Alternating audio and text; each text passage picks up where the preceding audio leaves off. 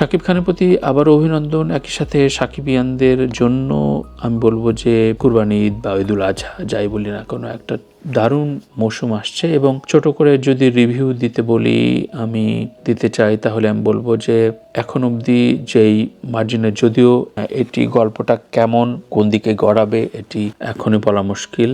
কেউ বলছে Elvis Presley, James I Bachchu এদের একটা মিশেল, কিন্তু এটি বাংলাদেশের যে রকস্টার, যে ধরনের অলিগলি থেকে হয়ে ওঠা রকস্টার আই বাচ্চু জেমসের জীবন ঘনিষ্ঠ থেকে আমি যতটুকু জানি তার সাথে মিল নেই। তবে একটা গ্লোবাল রকস্টারের একটা ফরম্যাট অনুযায়ী এই গল্পটা এগোচ্ছে যতটুকু মানে মনে হলো। এবং এআই থেকে শুরু করে এখনকার যে অ্যানিমেশনের যে সুবিধা, তাতে খুব বিগ স্কেলে দারুণভাবে জিনিসটা মানাচ্ছে এবং দেখাচ্ছে যে একসময় ড্রাগ এডিক্ট ছিল এবং রকস্টারদের সাথে ড্রাগ, চেইন স্মোকার, এই বিষয়গুলো খুবই কমন ফর্মুলা। এখন এটি রণবীরের ছবিটা অথবা সাইয়ারা, এই দুটোর একটা মিক্স আপ হতে পারে। তবে যাই হোক, শাকিব খানকে যে এই বয়সে এই তারুণ্যের ভেতর দিয়ে যে মানাচ্ছে, এটা একটা বিশাল ব্যাপার। রকস্টারের গান, প্রথম যে গানটি, সেই গানটি আমার কাছে ভালো লাগেনি। এটা অন্যভাবে নেবেন না, বলবেন যে তুই মিউজিশিয়ান, নিজে গান করিস না ইত্যাদি বলবেন, যে